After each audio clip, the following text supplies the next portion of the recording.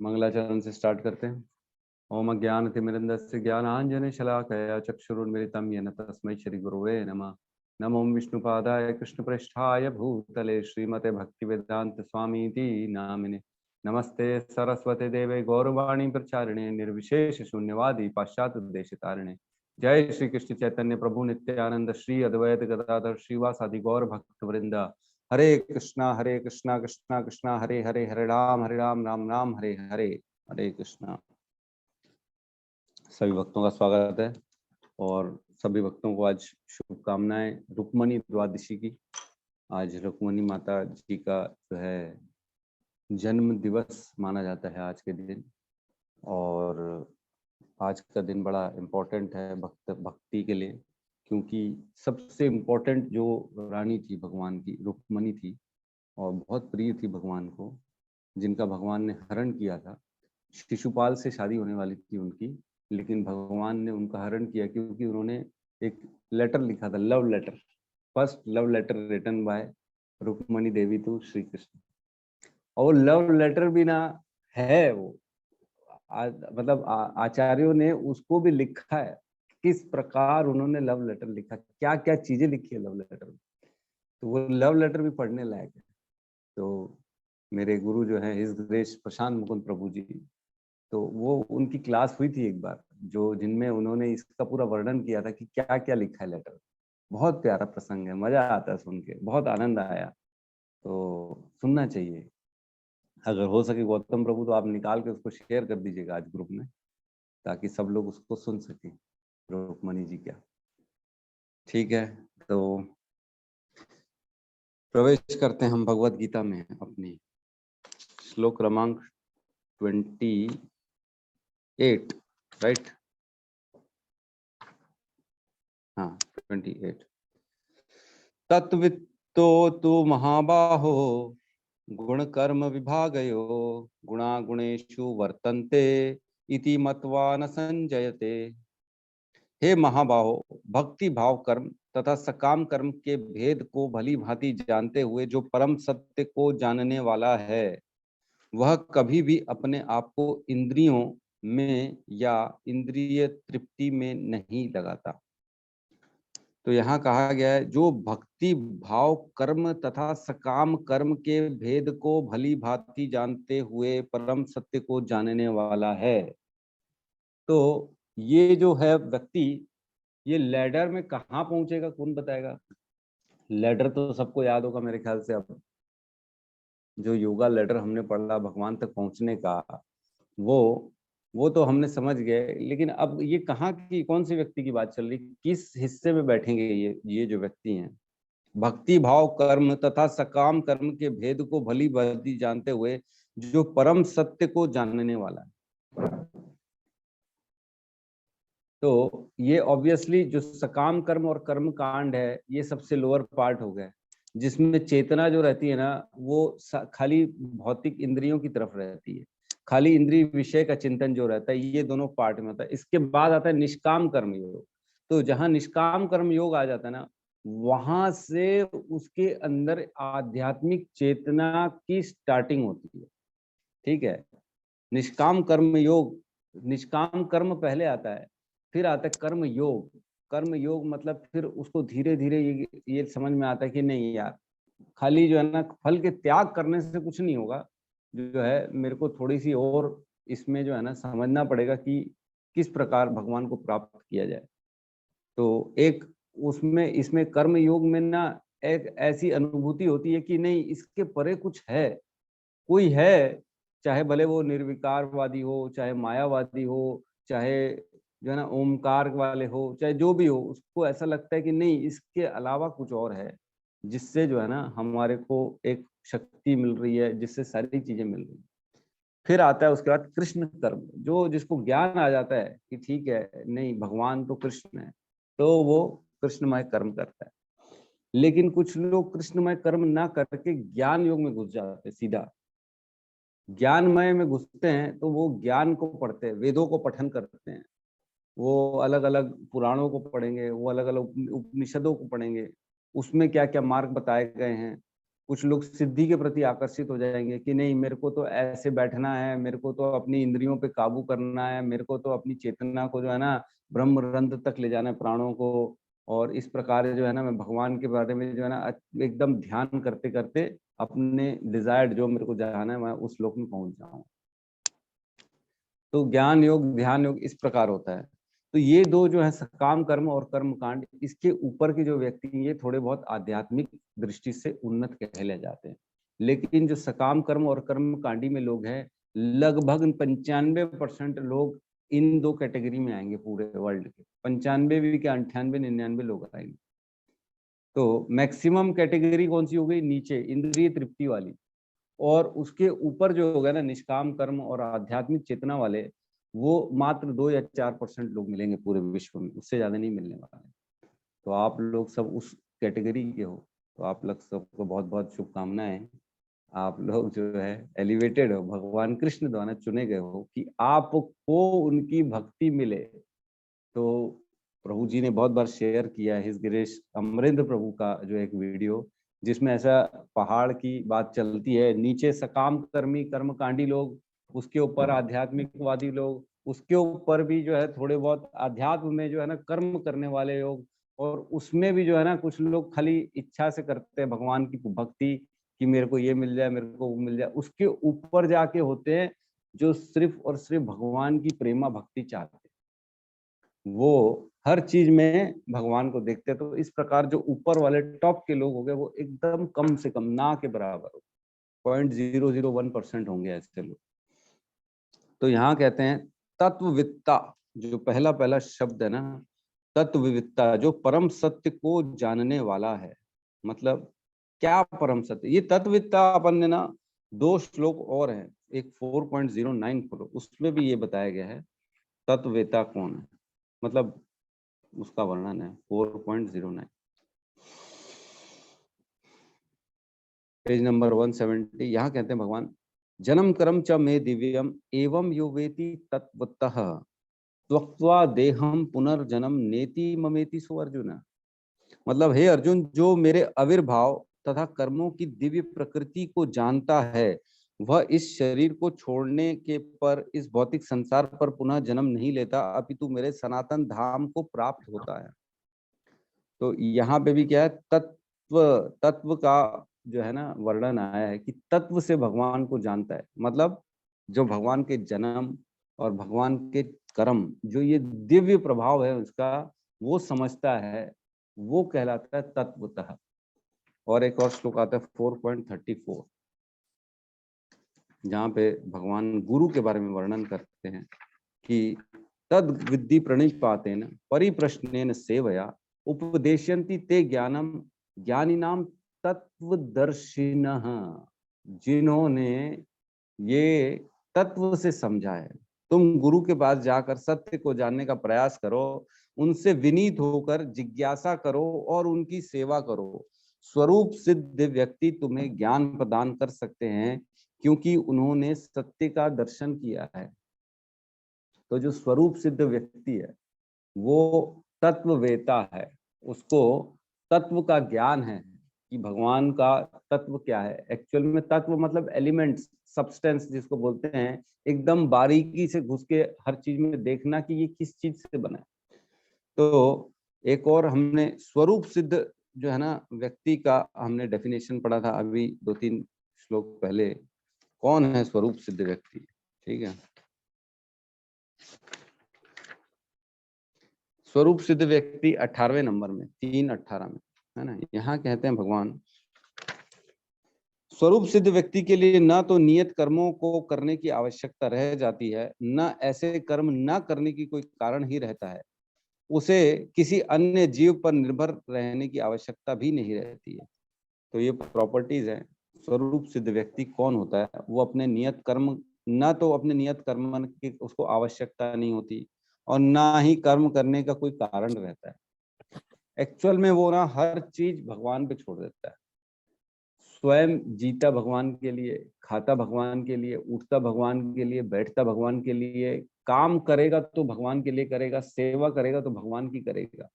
अपने लिए उसके पास कुछ करने के लायक है ही नहीं। ये होता है स्वरूप सिद्ध व्यक्ति, जो हर किसी को भगवान का अंश देखता है, जो हर किसी जीव में सिर्फ और सिर्फ परमात्मा का दर्शन करता है, वो होता है स्वरूप सिद्ध व्यक्ति। जैसे हमारे प्रहलाद महाराज हर कहीं भगवान का दर्शन करते थे। हाथियों से कुचलवाने के लिए भेज दिया उनको, तो भी हाथियों को प्रणाम करने लगे, बोले ये तो भगवान के परमात्मा का अंश है इसके अंदर। सांपों के बीच में बिठा दिया तो सांपों में भी ना भगवान को ही देखने लगे कि नहीं ये तो भगवान है इनके अंदर। तो हर कहीं वो भगवान को देखते हैं स्वरूप सिद्ध व्यक्ति जो है। तो हम प्रवेश करते हैं इसके तात्पर्य में।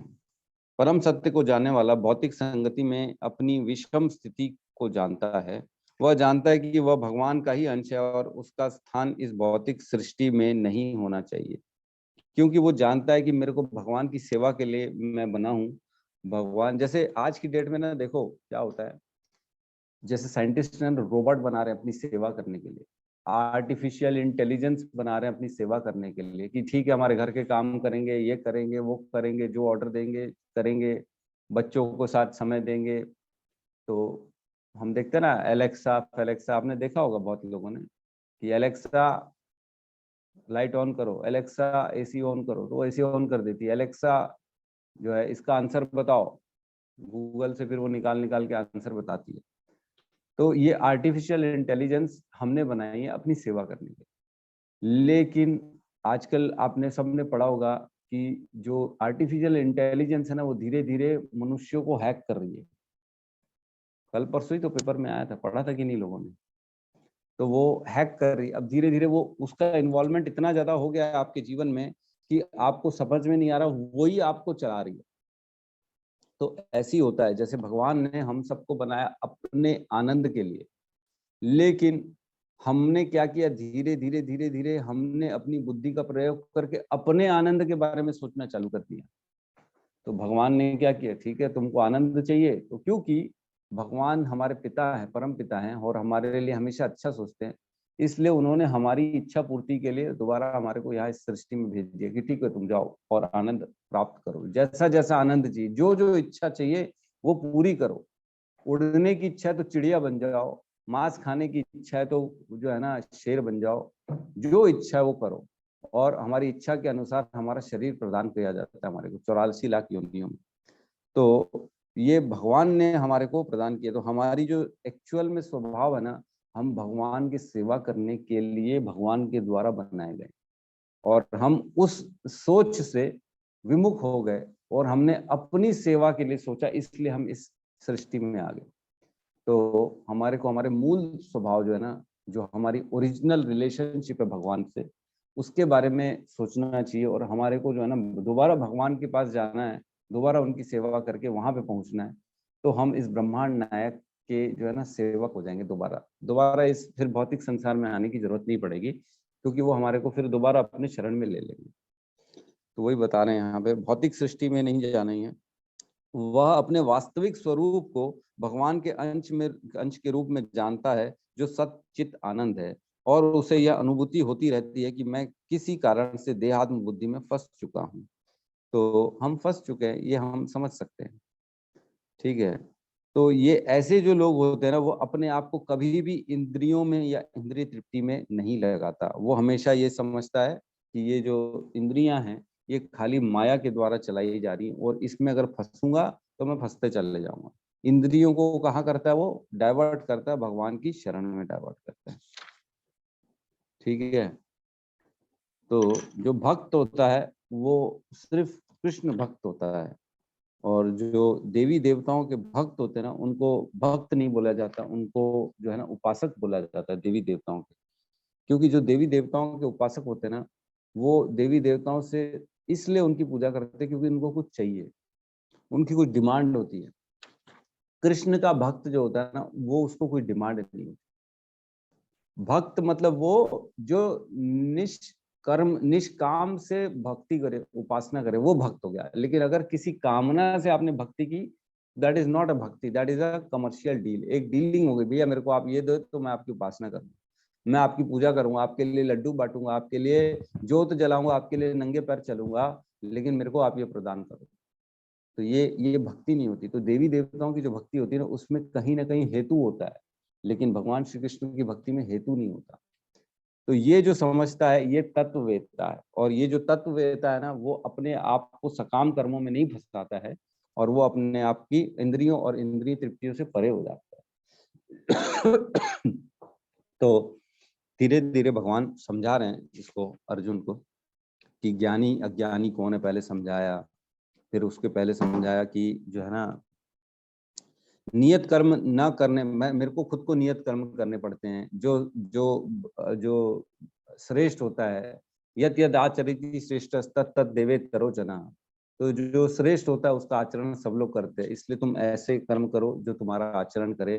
फिर उसके बाद ज्ञान की बातें कर रहे हैं कि जो ज्ञान है, अज्ञानी है, वो इंद्रिय तृप्ति में फंसता है, और जो ज्ञानी है वो इंद्रिय तृप्ति में नहीं फंसता। और जो ज्ञानी है, जिसने भगवान को समझ चुका है, वो तो सकाम कर्म और इन सब से बहुत ऊपर होता है। वो अपने आप को कभी भी इन सब चीजों में नहीं फंसाता है। ठीक है, आगे बढ़े, नेक्स्ट श्लोक पे प्रवेश करते हैं 29 में। प्रकृते गुण सम्मूढ़ा संजन्ते गुण कर्मसु तान कृत्य विद मंदान मंदान कृत्सन्वित न विचालयेत। माया के गुणों से मोहग्रस्त होने पर अज्ञानी पुरुष पूर्णतया भौतिक कार्यों में संलग्न रहकर उनमें आसक्त हो जाता है। यद्यपि उनके ये कार्य उनमें ज्ञानाभाव के कारण अधम होते हैं, किंतु ज्ञानी को चाहिए कि उन्हें विचलित ना करे। तो यहाँ पे ना, ये सिमिलर है श्लोक नंबर 26 में। एक बार 26 भी पढ़ते हैं दोबारा से। 26 में क्या कहते हैं भगवान? विद्वान व्यक्ति को चाहिए कि वह सकाम कर्मों में आसक्त अज्ञानी पुरुष को कर्म करने से रोके नहीं, ताकि उनका मन विचलित ना हो, अपितु भक्ति भाव से कर्म करते हुए वह उन्हें सभी प्रकारों के कार्य में लगाए, जिससे कृष्ण भावनामृत का क्रमिक विकास हो। ठीक है, अब दोबारा पढ़ते हैं 29 में। यहाँ कहते हैं, माया के गुणों से मोहग्रस्त होने पर अज्ञानी पुरुष पूर्णतया भौतिक कार्यों में संलग्न होकर उनमें आसक्त हो जाते हैं। तो वो अपनी इंद्रिय तृप्ति करते हैं और सकाम कर्म में लग जाते हैं। यद्यपि उनके ये कार्य उनमें ज्ञान भाव के कारण अधम होते हैं। तो उनमें ज्ञान भाव नहीं रहता, वो अधम रहते हैं। धीरे धीरे उनकी सोच जो रहती है ना, खाली इंद्रिय तृप्ति की रहती है, किंतु ज्ञानी को चाहिए कि उन्हें विचलित ना करे। तो सेम एज इट इज जो पिछला श्लोक था ना, कि जो भक्ति भाव में कर्म करना है उनको ना विचलित ना करे, उनको उनको उनके उनको धीरे धीरे धीरे धीरे ये टेस्ट दे।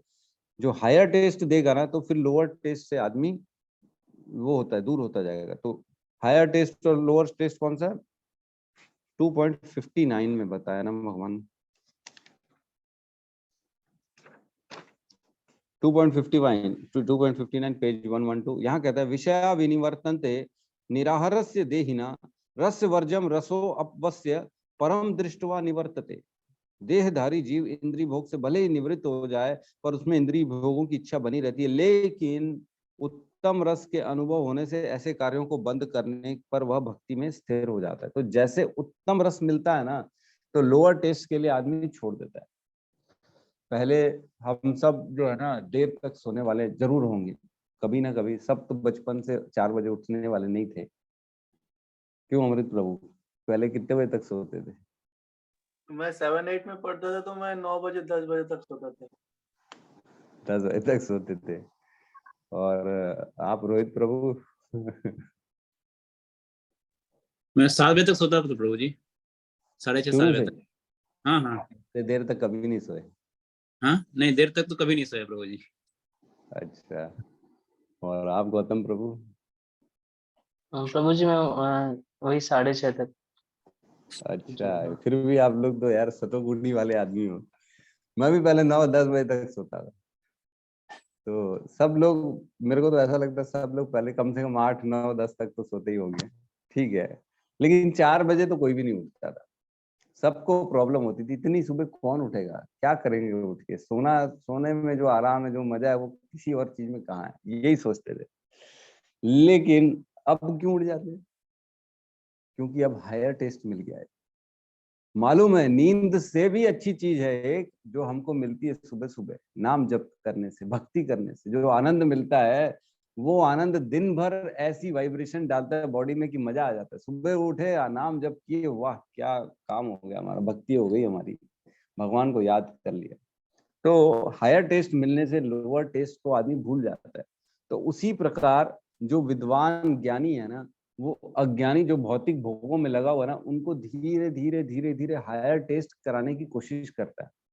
उनको एज इट इज जो है ना, उनको दरकिनार नहीं करता है, ए छोड़ो ये सब फालतू की बातें, तुम उठो जल्दी, गंदे काम करते हो, सोते हो देर तक, जो है ना क्या मिलेगा तुमको इससे, तुम माया के चंगल में फंसे हुए हो, तुम देवी देवताओं की पूजा कर रहे हो ना, कुछ नहीं मिलने वाला, वो बिजनेस डील है, क्यों करते हो पूजा देवी देवताओं की। ऐसे अगर बोलोगे ना तो तुम्हारे को जो है फिर सब भगा देंगे, बोलेंगे निकलो यहाँ से तुम्हारे ज्ञान की जरूरत नहीं है।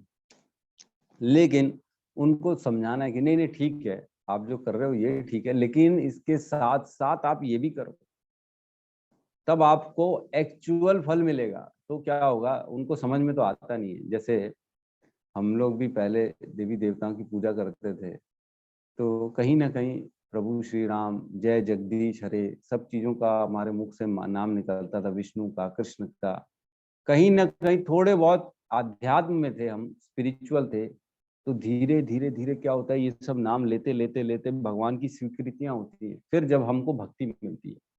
इसीलिए कहते हैं ना, भारत वर्ष जो है ना, वही एक जो मात्र ऐसा जो जगह, ऐसी भूमि है जो देवों की भूमि है, जहाँ हर कोई अपना जन्म चाहता है, जिसका जन्म सार्थक हो, जो भारत भूमि में जन्म पाया उसी का जन्म सार्थक हो पाता है। बाकी तो भटकते रह जाते हैं पूरे संसार में, दोबारा जन्म मृत्यु में।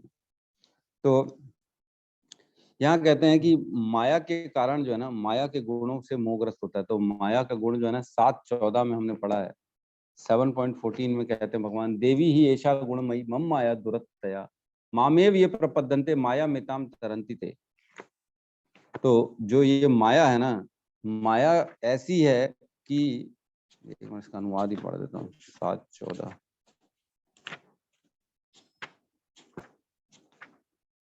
7:14 पेज 278। यहाँ कहते हैं, प्रकृति के 3 गुणों वाली इस माया मेरी देवी शक्ति को पार करना कठिन है, कठिन है, बहुत कठिन है। ऐसे ऐसे प्रलोभन देगी, ऐसी ऐसी लालच देगी, जो चाहते थे वो आ जाएगा सामने आपके।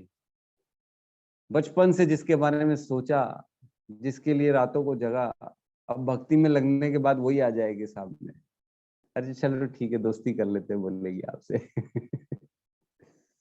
फिर लगेगा अरे यार अब भक्ति करूंगी मैं, ये क्या कर रहा हूँ, क्या हो रहा है मेरे साथ। तो प्रलोभन ऐसे ऐसे माया देती है अलग अलग। तो ऐसे प्रलोभन को ठुकराना बड़ा मुश्किल हो जाता है, बहुत कठिन हो जाता है। किंतु जो मेरे शरण में होता है वो सरलता से पार कर लेता है। लेकिन अगर भक्ति में थोड़ी सी भी सिंसियरिटी होगी, थोड़ी सी भी नाम जप में हमारा फेथ होगा नाम के प्रति, कि नाम और नामिना में कोई फर्क नहीं, कृष्ण और कृष्ण के नाम में कोई फर्क नहीं, अभिन्नत्व नाम नामिना। तो अगर ये चीज आएगी तो हम जो है जरूर इसको पार कर लेंगे माया को। ठीक है, यहाँ एक बहुत अच्छा एग्जाम्पल दे रहे हैं भगवान श्रील प्रभुपाद। तीसरी लाइन से, अज्ञानी मनुष्य शरीर को आत्म स्वरूप मानते हैं, वे अन्यों के साथ शारीरिक संबंधों को बंधुत्व मानते हैं। जिस देश में यह शरीर प्राप्त हुआ है वह पूज्य मानते हैं, और वे धार्मिक अनुष्ठानों की औपचारिकताओं को ही अपना लक्ष्य मानते हैं। ऐसे भौतिक ग्रस्त उपाधि पुरुष के कुछ प्रकार के कार्य में सामाजिक सेवा, राष्ट्रीय तथा परोपकार है। तो ऐसे लोग फंसे हुए हैं, अपने आप को जहाँ पैदा हुए उसके प्रति इतना ज्यादा डेडिकेटेड, मैं इस देश का हूँ, देश के लिए करेंगे, अपने समाज के लिए करेंगे, अपनी जाति के लिए करेंगे, नेतागिरी करेंगे, इसी में बॉडीली, एक्चुअल में बॉडीली कनेक्शंस में इतने ज्यादा वो अपने आप को जोड़ लेते हैं कि उससे हटा ही नहीं पाते अपने आप को। तो इधर से हटाना जरूरी है। ठीक है, तो ये थोड़ा थोड़ा वही है, मिलता जुलता है उस श्लोक से, सिमिलर टू 26। भक्त को चाहिए अपना टाइम वेस्ट ना करे, और भक्त को चाहिए कि इन सब बॉडीली कनेक्शन से ऊपर उठे। तो जैसे नारद जी जो थे, एक बार रत्नाकर डाकू को जब उन्होंने बताया, तो रत्नाकर डाकू ने उनको बहुत जो है ना रत्नाकर डाकू को उन्होंने एक्चुअल में ऐसा समझाया, उनकी बुद्धि को मतलब ऐसा किया कि वो समझे कि जो कर रहा है वो पापमय कर्म जिसके लिए भी कर रहा है वो भोग रहा है, अकेले भोगना पड़ेगा, उसको समझाया रत्नाकर। तो जब रत्नाकर उनकी बात सुना कि ये मेरे से डर नहीं रहे, वो जब उनको मृत्यु का डरा रहा था कि मैं तुम्हें मार दूंगा, नारद जी डरे नहीं, कुछ किसी भी प्रकार से नहीं डरे। उन्होंने बोला डर तो तुम रहे हो जो चाकू छुरी लेके चल रहे हो। जो चाकू छुरी लेके अपने साथ चलता है उसको डर रहता है कि मेरे को कोई हानि पहुंचा देगा, इसलिए मैं अपनी सेल्फ डिफेंस के लिए ये सब रखूं, अपने लिए, अपने बचाव के लिए रखूं, या किसी को डराने के लिए ये सब रखूं। तो डर तो तुम रहे हो, मैं तो निहत्था हूं। बोले तो बोले तुम डर किस बात से रहे हो, उसको समझाए, तब जाके वो समझा। फिर अपने घर गया पूछने की क्या तुम मेरे पापों में भागीदार रहोगे? तो बोले नहीं। उनकी वाइफ बोलती नहीं, उनके पिताजी बोलते रत्नाकर के नहीं, मैं भी तुम्हारे पापों में भागीदार नहीं। बच्चे बोले पापा आप तो जो लाते हो कहाँ से लाते हो हमको मालूम ही नहीं, हम तो खाली जो है ना अपना कर्म कर रहे हैं और आप ला रहे हो उसको ले रहे हैं, आप कहाँ से ला रहे हो ये आपके ऊपर है। तो फिर जाके उसको समझ में आया कि पाप का जो है ना भागीदार सिर्फ मैं हूँ। तो इस प्रकार हमारे को जो है ना, जो लोग सकाम कर्म में लगे उनको ये चेतना देनी है, उनको ये धीरे धीरे हायर टेस्ट का करवाना है टेस्ट, ताकि लोअर टेस्ट को छोड़े। ठीक है, इसमें और तो कुछ खास नहीं है। आगे बढ़े, नेक्स्ट श्लोक में पढ़ते हैं। इसमें कुछ रेफरेंसेस हैं, जैसे मंदान, आत्म साक्षात करने में आलसी को, जो मंदान एक वर्ड है ना, वो कृपण का जो है ना एक अल्टरनेट वर्ड बोलते हैं ना, समान अर्थी शब्द कृपण 2.49 में हमने पढ़ा है। जो आत्म साक्षात्कार के लिए समय नहीं निकालता है वो कृपण होता है, वही मंदान भी यहाँ कहा गया। ठीक है, इसमें भागवतम के भी श्लोक हैं 3:32, 1, 2, 3, 4, उसको भी लिख सकते हो, आप पढ़ लीजिएगा अपने घर में, इससे रिलेटेड है। ठीक है, नेक्स्ट श्लोक में प्रवेश करें। श्लोक क्रमांक 30, यहाँ कहते हैं मयि सर्वाणि कर्माणि सन्नस्य आध्यात्म चेतसा निराशी निर्ममं भूत्वा युद्धस्व विगत ज्वरा। अतः हे अर्जुन, अपने सारे कार्यों को मुझ में समर्पित करके मेरे पूर्ण ज्ञान से युक्त होकर लाभ की आकांक्षा से रहित, स्वामित्व की किसी दावे के बिना तथा आलस्य से रहित होकर युद्ध करो। इतनी सारी बातें भगवान ने बोल दी। देखो, अपने सारे कार्यों को पहले मुझ पे समर्पित करो, फिर बोलते हैं सेकंड, पूर्ण ज्ञान से युक्त होकर, मैंने जो ज्ञान बताया भगवत गीता का उससे उसको अपने जीवन में डालो पहले, और लाभ आकांक्षा से रहित हो जाओ, प्रॉफिट एंड लॉस से, प्रॉफिट से और अपनी आकांक्षाएं इच्छाओं से रहित हो जाओ। स्वामित्व के किसी दावे के बिना, ओनरशिप की बात भी हटा दो अपने मन से कि मैं ये कंट्रोलर हूँ, मैं इस घर का स्वामी हूँ, और आलस्य से रहित होकर, और तत्काल मतलब जो हम लोग आलस करते हैं, छोड़ो ना, चैंटिंग करेंगे ना शाम को, करेंगे प्रभु जी, है समय है, अभी बहुत समय है, अभी शाम है, पूरी रात है, अभी तो सब करेंगे, धीरे धीरे करेंगे। तो ये आलस्य होता है, आलस्य से रहित होकर युद्ध करो। तो युद्ध हमारे लिए क्या है? हमारे लिए युद्ध है इस भौतिक संसार में रहते हुए अपनी चेतना को भगवान में लगाना। ये बहुत बड़ा युद्ध है हमारे लिए। हमको रहते यहाँ पे मन भगवान के प्रति जो है ना रखना है। 9.34 मन मना भव मद भक्तो मद्याजी माम नमस्कुरु मामे वेश्यसी एकत्वम आत्मानाम मत परायण। मतलब मन बना मत भक्तो, मतलब भगवान को अपना मन समर्पित करना है, भगवान को ही नमस्कार करना है, भगवान का ही पूजा करना है और भगवान की चिंतन करना है, यही काम करना है, लेकिन रहना इस संसार में और अपने कर्म को भी करना है। तो एक श्लोक हमने पढ़ा था 2.31,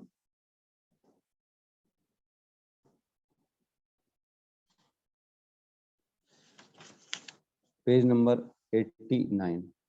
यहाँ कहते हैं क्षत्रिय होने के नाते अपने विशिष्ट धर्म का विचार करते हुए तुम्हें जानना चाहिए कि धर्म के लिए युद्ध करने से बढ़कर तुम्हारे लिए अन्य कोई कार्य नहीं है, अतः तुम्हें संकोच किए करने की कोई आवश्यकता नहीं। तो उस समय जब दूसरे अध्याय में भगवान उसको समझा रहे थे कि तुम्हारा एक विशिष्ट धर्म है, जो वर्णाश्रम धर्म के बारे में बता रहे थे, और तुम्हारे को बोले सिर्फ युद्ध करने के लिए, तुम्हारे लिए धर्म के लिए युद्ध करो और किसी के लिए नहीं।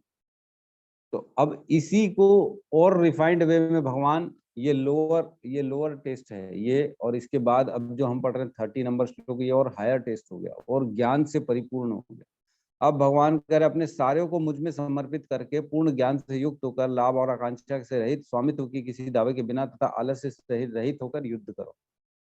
ठीक है, जब दूसरे अध्याय में देखा भगवान ने कि अर्जुन को समझ में नहीं आ रहा है, तो अब हर चीज के इन डीप में जाते हैं भगवान। कर्म योग, ध्यान योग, ज्ञान योग, हर चीज को गहराई से बता रहे हैं भगवान। और कुल मिला के ये जो श्लोक है ना, ये एक तरह से देखा जाए तो भगवत गीता का सार भी है कि हमारे को सारे कार्य भगवान को समर्पित करने हैं और इस भगवत गीता के ज्ञान से युक्त होकर जीवन को चलाना है। हमारे जीवन में लाभ और आकांक्षा को हमारे को सोचना नहीं है, आया तो ठीक, नहीं आया तो भी ठीक। कभी भी स्वामित्व की भावना नहीं आनी चाहिए जीवन में कि मैं, मेरे बच्चे, मेरा परिवार, मेरा घर, मेरी गाड़ी, किसी दावे के बिना आलस्य से रहित। आलस्य नहीं करना है, फटाफट इमीडिएटली तुरंत पकड़ना है भक्ति को और युद्ध करो, मतलब चैंटिंग करो, पूजा करो, अर्चना करो, पढ़ो, रीडिंग, हियरिंग, सारे काम करो, अपने स्वधर्म करो। तो 18.66 भगवान जो पूरी भगवत गीता का श्लोक, पूरी भगवत गीता का सार है। 18.66 अगर कोई पूछे कि पूरी भगवत गीता क्या है, तो सिर्फ एक श्लोक बता देना। 18.66 पूरी भगवत गीता में यही है। क्या है? सर्वधर्मान परित्यज्य मामेकम शरणम व्रज अहम त्वं सर्व पापेभ्यो मोक्षयिष्यामि मा शुचः। कि समस्त प्रकार के धर्मों का परित्याग करो और मेरी शरण में आओ, मैं समस्त पापों से तुम्हें उद्धार कर दूंगा, डरो मत। तो ये पूरे भगवत गीता का सार है। वही बता रहे हैं यहाँ पे भगवान कि तुम सारे कार्यों को मुझ पे समर्पित करो। ठीक है, इसमें एक बहुत अच्छा एग्जाम्पल देते हैं भगवान श्रील प्रभुपाद। जैसे कोषाध्यक्ष अपने स्वामी के लिए लाखों रुपए गिन सकता है, किंतु इससे वह अपने लिए एक पैसा भी नहीं चाहता। इसी प्रकार मनुष्य को यह समझना चाहिए कि इस संसार में किसी व्यक्ति का कुछ भी नहीं है, सारी वस्तुएं परमेश्वर की। तो ये भाव जो है ना, ये बड़ा इंपॉर्टेंट भाव है। जिस प्रकार बैंक का कैशियर होता है, वो जानता है कि ये मेरा कुछ भी नहीं है, जो है सब जो है ना बैंक का है, मेरा कुछ नहीं, मेरा तो वही है जो आखिरी में मेरे को फीस मिलेगी, मेरे को पैसा मिलेगा, वही मेरे को है और कुछ नहीं है। तो उसमें आसक्ति नहीं डालता है। वो करोड़ों रुपए गिन रहा है लेकिन आसक्ति नहीं डाल रहा है। तो ऐसा भाव हमको डालना है कि जो भी हम प्राप्त कर रहे जीवन में, वो हमारा है ही नहीं, वो तो भगवान ने दिया है फिलहाल। तो हम रखें, कस्टोडियन है जिसको बोलते हैं ना, फिलहाल हमारे पास है लेकिन वापस करना है। तो ईशोपनिषद में कहते हैं ईशावास्यम इदम सर्वम यत् किंचित जगताम जगत तेन त्वक्तेन भुजिंता माम गृह कस्य स्विद धनम। इस ब्रह्मांड के भीतर प्रत्येक जड़ अथवा चेतन वस्तु भगवान द्वारा नियंत्रित है और उन्हीं की संपत्ति है। अतः मनुष्य को चाहिए कि अपने लिए केवल उन्हीं वस्तुओं को स्वीकार करे जो उसके लिए आवश्यक है और जो उसके भाग के रूप में नियत कर दी गई। तो ये भावना रखनी चाहिए कि जो हमारे को अलॉटमेंट किया गया जिस चीजों का, जो हमको फिलहाल दी गई हैं, हमको वो उसके हम स्वामी नहीं है, वो भगवान ही स्वामी है और हम इसको बस फिलहाल यूज कर रहे हैं, ऐसा भाव रखना चाहिए। तो एक दो चीजें इंपॉर्टेंट यहाँ पे और कही गई हैं। कृष्ण भावनामृत में कार्य करता है तो वह किसी वस्तु पर अपने स्वामित्व का दावा नहीं करता। यह भावनामृत निर्मम अर्थात मेरा कुछ नहीं है कहलाता है। यदि ऐसे कठोर आदेशों को जो शारीरिक संबंध से में तथाकथित बंधुत्व भावना से रहित हैं पूरा करने में कुछ झिझक हो तो उसे दूर कर देना चाहिए। इस प्रकार मनुष्य विगत ज्वर अर्थात ज्वर या आलस्य से रहित होकर हो सकता है। अपने गुण तथा स्थिति के अनुसार प्रत्येक व्यक्ति को विशेष प्रकार का कार्य करना होता है और ऐसे कर्तव्यों का पालन कृष्ण भावनामृत होकर किया जा सकता है। इससे मुक्ति का मार्ग प्रशस्त हो जाता है। तो जो मुक्ति का मार्ग है वो इसी से होगा, जो ही हमारी भावनाएं रहेंगी। तो यहाँ पे एक्चुअल में भगवान उसको समझा रहे हैं अर्जुन को कि तुम युद्ध करो। तो युद्ध इसलिए बोल रहे भगवान क्योंकि अर्जुन जो था ना वो क्षत्रिय था, और क्षत्रिय था वर्ण में, और आश्रम में गृहस्थ था। ठीक है, गृहस्थ आश्रम से था और क्षत्रिय था। तो गृहस्थ आश्रम और क्षत्रिय ये ऐसा कॉम्बिनेशन है कि आप इसको जो है ना सन्यासी नहीं बन सकते हो इस कॉम्बिनेशन में। जो सन्यासी बनना है ना, जैसे अर्जुन की भावना थी कि मैं छोड़ दूं, मैं वहां चले जाऊं, अपना युद्ध ना करूं, हिमालय चले जाऊं, भिक्षाटन करके मंग खा लूंगा, जीवन यापन कर लूंगा। तो वो सन्यासी का जीवन चाह रहा था वो। तो यहाँ भगवान कह रहे हैं कि तुम जो है ना ये सब चीजें छोड़ के युद्ध करो, क्योंकि तुम जिस वर्ण और जिस आश्रम से आते हो उस वर्ण और आश्रम से आप सन्यासी बन नहीं सकते। हम सब गृहस्थ हैं, हम सब अगर सोचेंगे सन्यासी बन जाए तो पॉसिबल ही नहीं, हमको नहीं बन सकते हम। सन्यास ग्रहण करने के लिए हमारे को पहले जो है ना सारे आश्रमों का पालन करना पड़ता है, वानप्रस्थ करना पड़ता है, उसके बाद जाके जब गुरु का आदेश होता है तब जाके सन्यास आश्रम मिलता है, ऐसे नहीं मिलता इतना इजीली। तो अपने कर्तव्य स्वधर्म में लगना पड़ेगा, और स्वधर्म और भगवान के प्रति जो है ना अपना मन चिंतन लगा के हम जो है मोक्ष को प्राप्त कर सकते हैं। तो हमारे को कर्म से कभी भी भागना नहीं पीछे, कर्म करते करते करते करते ऑटोमेटिकली जब ये भावना आ जाएगी कि सब चीज भगवान का है, तो हम रहते रहते ही जो है ना मुक्त जीव हो जाएंगे, बद्ध जीव और मुक्त जीव रहते रहते ही मुक्त हो जाएंगे। ठीक है, तो यहाँ किसी का कोई डाउट है तो हम ले सकते हैं।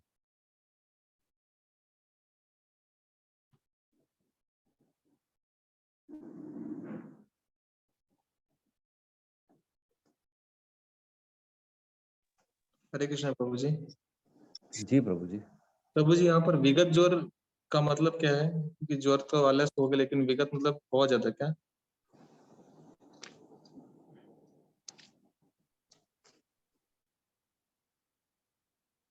विगत ज्वर,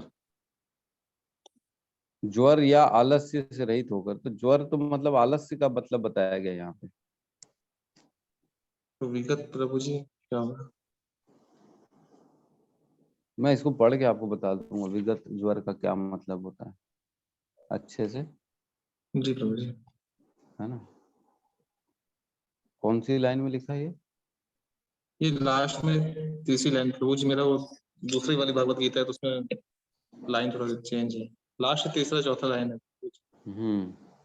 अच्छा विगत, अच्छा विगत ज्वर एक्चुअल में क्या है, जो जो विगत ज्वर है ना ये संस्कृत का है। ऊपर देखो ना जो श्लोक में लिखा है विगत ज्वर, मतलब संस्कृत का विगत ज्वर अर्थात ज्वर या आलस्य से रहित हो सकता है, समझे। मतलब संस्कृत का विगत ज्वर हिंदी में आलस्य से रहित हो सकता है, ऐसा आलस्य रहित। जी जी ठीक है जी प्रभु जी।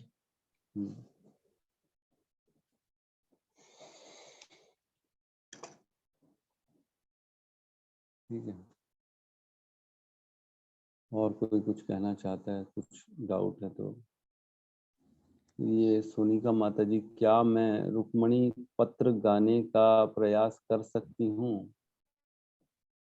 रुक्मणी पत्र आप गाने का प्रयास कर सकती हैं? इसका जवाब तो मैं नहीं दे सकता, आपको किसी सीनियर से पूछना चाहिए। कृष्णा प्रभु जी, दंडवत प्रणाम। प्रभु जी मैं जी अब भी हाँ। गाना चाहती हूँ, अगर आपकी आज्ञा हो तो। अच्छा अभी आपके पास है वो? हाँ बिल्कुल, सब सुन जी। सकते हैं। हाँ रुक्मणी पत्र द्वारकाधीश जी को लिखा गया था, जिसमें रुक्मणी जी ने अपना प्रेम प्रस्ताव भेजा था। ये भागवतम के दशम स्कंद में आता है और इसके कुल 7 श्लोक हैं।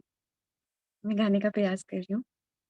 श्रुतिवागुणानि भुवन सुंदर श्रेणिवृतां ते निर्विषय करण विवरेव हरितोंगतापम रूपम दृशां दुषिमताम् अखिलार्तिलाभम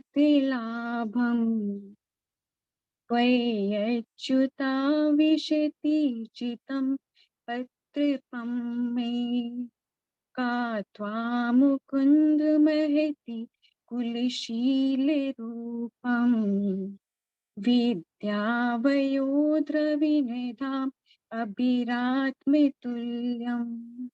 धीरापतिं कुलवती न वृणीते कन्या कालेन सिंहरिलोके मनोभिरामम् तन्मे भवानि खलु वृता पतिरङ्गे जायाम् आत्मर्पिषत् भवेत्रोत विभो विदेहि मा वीरिभागं विमर्शतु चैद्यारात् घोमायुवन् मृगपते बलिमम्बुजाक्ष पुरतेष्टदत्त नियमव्रत देव विप्र गुरिवर्चनादि विरलं भगवान् परेशः आराधितो यदि गज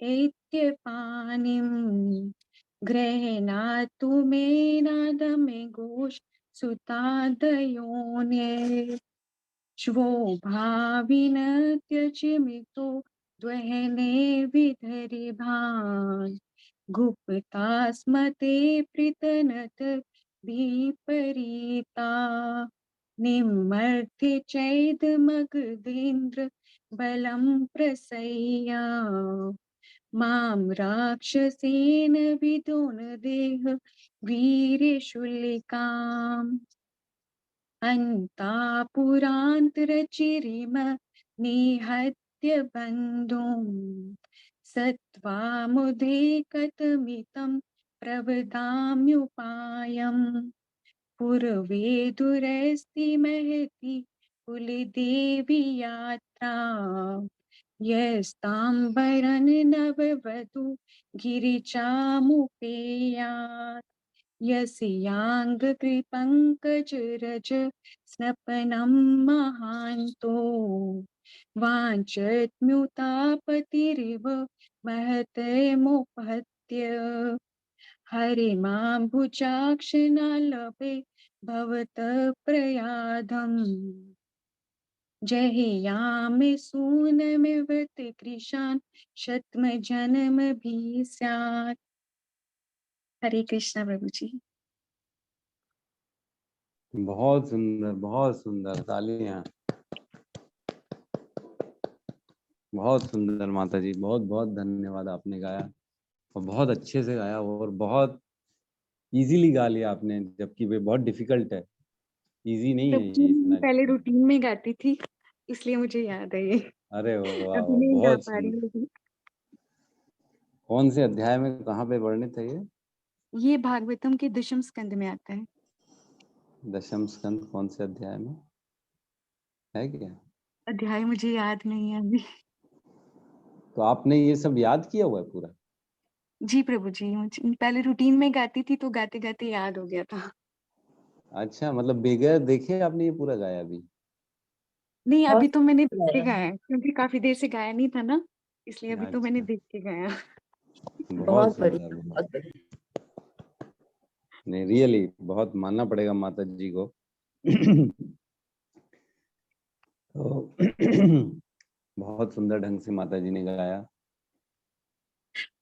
अद्भुत, बहुत अच्छा प्रभु लगा। प्रभु जी, मैं एक बात शेयर करना चाहती हूँ, बहुत दिनों से मेरे मन में है। अभी मैं जैसे रायपुर से जुड़ी हुई हूँ, नेटिव प्लेस है इसीलिए, और नोएडा से भी जुड़ी हुई हूँ। यहाँ पुणे से तो मैं बहुत सालों से जुड़ी हुई हूँ, 20-22 सालों से। और कहाँ से भी हूँ, हाँ, ये दुबई के इससे भी जुड़ी हुई है। सोनाली नहीं जुड़ा था, ज्योति ने जोड़ा। तो पर मैं सब सच बता रही हूँ, सभी भगवान के सभी भक्त बहुत अच्छे, पर अपने यहाँ के लोग सच में बहुत टैलेंटेड है। अपने ग्रुप के लोग मैं देख रही हूँ ना, माला करते हैं, ये करते हैं, उनके साथ मैं उनके प्रीचिंग्स ले रही हूँ, लेक्चर्स ले रही हूँ, उनके डेली ले रही हूँ। जैसे अपने भी सुबह रहते हैं, उनके रात के रहते हैं, पर रियली बाय गॉड अपने यहाँ के लोग सच में बहुत टैलेंटेड है। दंडवत प्रणाम। टैलेंटेड हैं और डिवोटेड हैं, डेडिकेटेड हैं, पूर्ण रूप से हाँ, समझ that's रहे हैं what वो कि yes. जीवन का उद्देश्य भगवान उसका प्रेम प्राप्त करना है। और भगवान का प्रेम कैसे प्राप्त होगा? जब हम करेंगे। आज लोग अपनी घरवाली के लिए कितना काम करते हैं, बच्चों के लिए काम करते हैं, चॉकलेट ले जाते हैं उनको खुश करने के लिए, घरवाली को शॉपिंग करा देंगे, साड़ी लेके दे देंगे, मोबाइल लेके देंगे, करते हैं ना। एक्चुअल में कार्य क्रिया जाता है उनका प्रेम प्राप्त करने के लिए। लेकिन भगवान के लिए लोग बोलेंगे तो अब मन में है प्रभु जी, हमारे तो मन में भगवान है, हम तो हर टाइम भगवान, ऐसा थोड़ी होता। मन में जो है बीवी को खुश करके दिखाओ, कोई नहीं कर सकता। बीवी दो झाटे लगाएगी, खाना देना बंद कर देगी, तब समझ में आएगा मन में कैसे खुश होती है। तो इसी प्रकार हमको भगवान के लिए भी कर्म करके उनको खुश करना है। कर्म करना पड़ेगा भगवान के लिए भी। लोग भगवान जहाँ आते हैं ना, तब सब बोलते हैं नहीं नहीं भगवान सब देख रहे हैं, हमारे दिल में भगवान को ऐसे अगरबत्ती घुमाने से थोड़ी खुश होते हैं। अरे तो तुम कुछ और करो। खाली जो है ना देवी माता और जो है देवताओं को उन्होंने एक मंदिर में बिठा दिया, एक छोटा सा 0 वाट का बल्ब लगा के, न पंखा है न कुछ है, ऐसे ही छोड़ दे रहे भगवानों को, देवताओं को। खाली जरूरत के टाइम सुबह शाम आरती घुमाएंगे, सुख संपत्ति घर आवे कष्ट मिटे तन का। बोलने से थोड़ी होता है। कैसे आएगी सुख संपत्ति? खाली यही डीलिंग करना है, मैं अगरबत्ती जलाऊंगा, मैं आरती करूंगा और आप मेरे को खाली देते रहो तो ये सब जो है ना गलत धारणा है। करोगे तब आपको प्रेम मिलेगा। आप कुछ करके दिखाओ, उनके प्रति तपस्या करो, उनका नाम लो दिन रात, 16 माला करो, तब भगवान देखेंगे हाँ मेरे लिए कर रहा है। ऐसा कौन सा काम है जो सिर्फ और सिर्फ दिन भर में भगवान के लिए किया जाता है, भगवान नोटिस करते हैं? खाली बोलने से नहीं होता है। लोग खाली ना भौतिकवादी लोग एक से एक तर्क देते हैं, एक से एक तर्क। ऐसा नहीं है। भगवान तो देखते हैं, भगवान तो दिल में, भगवान को तो हमने ये कर दिया। अरे कुछ नहीं होता, सब देख रहे हैं। वो तुम किसके लिए सोच रहे हो, किसके लिए कर रहे हो, सब देख। तो करेंगे तो भगवान भी देंगे, उतना भगवान 100 गुना ज्यादा करके देंगे। आप 16 माला करते हैं, भगवान चिंतन करते हैं, जिसका भगवान नाम लेता ना, हम भगवान को हरे कृष्ण करते हैं, तो भगवान भी वहां बैठ के महेश प्रभु करते हैं। मालूम, रोहित प्रभु, आरती माता मेरा चिंतन करिए, आरती माता ऐसे करते हैं। भगवान भी करते हैं, उतना पूरा एज इट इज वापस करते हैं। तो समय रहते जागना जरूरी है। देर हो जाएगी तो जगने का कोई अर्थ नहीं रहेगा। तो बहुत अच्छा लगा माता जी का सुन के मेरे को। तो बहुत बहुत अच्छा डेडिकेशन का लेवल है माता जी। आप प्लीज इसको मेंटेन करके रखिए, प्लीज अपने आप को जो है ना। जी आप आशीर्वाद दीजिए, ऐसे आगे भी भक्ति बढ़ती रहे। आप जैसे भक्तों का साथ रहे, और क्या चाहिए हमारे को। सुबह सुबह यही तो करने आते हैं हम, साधु संग लव मात्र साधु संग, सर्व सिद्धि हमें आपके संग की जरूरत है नहीं आपके आगे। नहीं नो डाउट। मतलब बहुत बहुत आप उत्कृष्ट हैं माता जी, आप बहुत ऊपर लेवल में हैं। इतना सब कुछ भगवान के लिए कर रही हैं, गा रही हैं उनका जो है प्रेम में, ये जो है रुक्मणी माता का पत्र, बहुत बस सुंदर। प्रभु जी आप आशीर्वाद दो, वैष्णव संघ हमेशा बना रहे, कृपा बनी बस रहे। आप आइए, आप हमारे को आपका संग चाहिए भैया नहीं ऐसा नहीं है प्रभु जी ऐसा कुछ जी नहीं है। दंडवत जी। प्रणाम आप सभी को। तो सब नो डाउट सभी कहीं ना कहीं अपनी अपनी जगहों में कुछ ना कुछ ऐसे कार्य में लगे हुए हैं कि वो भगवान के प्रेम पा रहे हैं। सब लगे हुए हैं, ऐसा नहीं है किसी का दिख रहा है किसी का नहीं दिख रहा है। तो जरूरी नहीं है। जैसे हम देखते हैं ना, एक बार का स्टेटमेंट है प्रशांत मुकुंद प्रभु का, या फिर किसका था शायद, अमोघ लीला प्रभु का। तो बोलते हैं हम जो है ना ज्यादा यूट्यूब में आते हैं इसलिए लोग हमारा नाम ज्यादा जानते हैं, लेकिन इसका मतलब ये नहीं है कि वो श्रेष्ठ भक्त है, मतलब उनके अंदर शुद्ध भक्ति है, ऐसा नहीं है। बोले इतने ज्यादा शुद्ध भक्त हैं जो कभी अपना नाम नहीं चाहते, कभी सामने नहीं आते।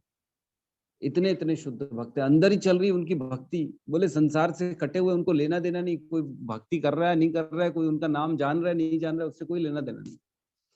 अंदर ही अंदर भक्ति चल रही। तो हमारे बीच में भी ऐसे बहुत से लोग हैं, अंदर ही अंदर बहुत सेवाएं चल रही हैं, पता ही नहीं पड़ रहा है। आप बेस में जाके देखो, डेली हर संडे 200 लोग खाना खा रहे हैं। कहाँ से आ रहा है, कौन कर रहा है? पता ही नहीं पड़ता, अंदर ही अंदर सब सेवा हो जाती है। हम तो जाते खाली प्रसादम लेके आते खुश होके, वाह क्या प्रसादम बना है, बोले पूरी सब्जी दाल चावल, वाह, उसके बाद मीठा भी, क्या बात है, वो भी सब घी में बना हुआ, कहाँ से आ रही सब। तो अंदर ही अंदर चल रही सेवाएं, पता ही नहीं पड़ता। तो सब कहीं ना कहीं लगे हुए हैं भगवान की सेवा में। तो नो डाउट भगवान सब देखते हैं, और भगवान एज इट इज पूरा का पूरा रिटर्न करते हैं, ज्यादा रिटर्न करते हैं। तो ठीक है, बहुत बहुत धन्यवाद सभी भक्तों का। हरे कृष्ण प्रभु जी। ये जी माता प्रभु जी ने उसमें उसका हिंदी भी होगा क्या? हाँ, ये पूरा बताया ना, श्रीमद् भागवतम 10वें अध्याय में कहीं पे है। अब वो एग्जैक्टली अध्याय भूल, 10वें कैंटो में कहीं पे भूल गई, तो वो आज देख के आप लोग में से जो देखेंगे प्लीज ग्रुप में शेयर कर दीजिएगा कौन से श्लोक नंबर हैं, तो आप पढ़ लीजिएगा अपने अपने घरों में, अनुवाद भी पढ़ लीजिएगा। जहाँ तक मैं प्रभु जी शेयर कर दूंगा। 51 से स्टार्ट है। कहाँ से? 10वें स्कंद में 51, मतलब 91वें अध्याय में 51, 10.51 एक से। ही श्लोक है सर। जी प्रभु जी, 51, 52, 53 मतलब उन्हीं का पूरा वर्णन है। नहीं, अध्याय कौन सा? प्रभु जी उसमें 51 दिखा रहा है, बाकी डिटेल में नहीं बता रहा है, फिर खोलना पड़ेगा मेरे को, वही ढूंढ ही रहा हूँ। ठीक है, ठीक है, ठीक है, कोई बात नहीं। तो आप ग्रुप में डाल दीजिएगा ढूंढ के, ताकि सब लोग पढ़ लें, सब लोग समझ लें। जी ठीक है, तो यहाँ पे क्लास को विराम देते हैं, समय हो गया। प्रभु एक जी छोटी सी, प्रभु जी एक है मयूरी माता। कल जी का जी कल के मैडम। अध्याय में पढ़े थे प्रभु जी, आप बतलाए थे वो भगवत गीता को पकड़ के वो रोता है, क्या मतलब प्रभु जी, थोड़ा समझ में नहीं आया मेरे को। क्या बताया था हमने? भगवत गीता वो ऊपर जाते 3 दिन के बाद फिर आ जाते हैं और फिर भगवत गीता को पकड़ के रोते हैं। कोई समझ पा रहा है क्या? मैं तो नहीं समझ पा रहा कौन सी बात हो रही है कल की।